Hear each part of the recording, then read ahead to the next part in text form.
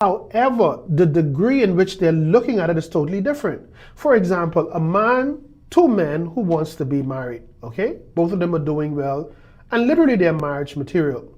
And both of them are looking at two women, all right?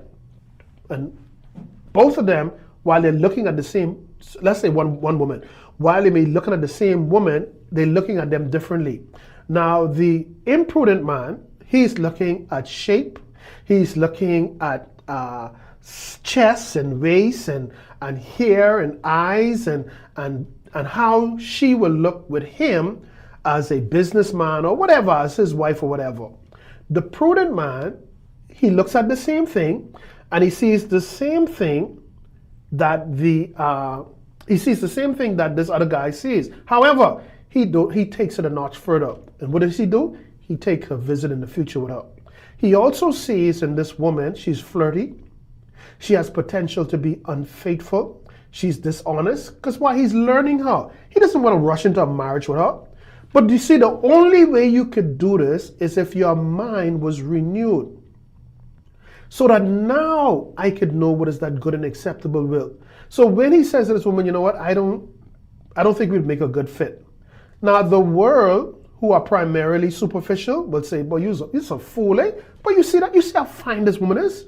Yeah, that's what you see, but I see beyond that. Now the other guy went ahead and married her 10 years later, right? 10 years later with 10 children, all right? 10 Chinese children, if I must add. None belong to him. She have no respect for him. She go and she come as she please. All of this homeboy saw, and this is the reason why he didn't mess with her. Many of you are listening to me right now. You probably plan on being married this evening or next week or 2 weeks from now or the end of the year. I hope you're listening to me here.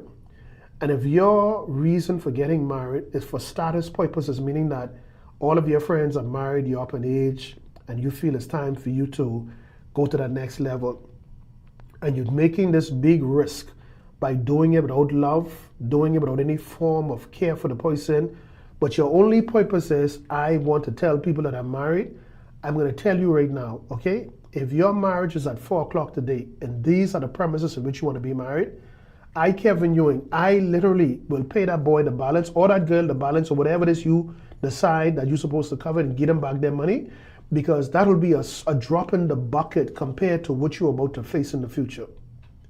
You're about to come in covenant with someone you don't even love. You love the image. You love the idea. But the reality of a marriage where two become one, where nothing belongs to you anymore, what is hers is yours, what is yours is hers, and treating her as if she's a part of you. See, these are the things you got to think about. Through sickness, through rough times, is this lady, are you prepared when the tough times come to navigate through it, or you become easily offended and upset and frustrated and walk away from the situation? Not again having foresight of the future. I'm talking to somebody, you better listen. It's like the old people say, you can learn the hard way. This scripture here is so powerful. This is so powerful what I just read. A prudent man foresees the evil and hide it himself, but the simple one ignores it and he's punished. That this was written twice in the book of Proverbs.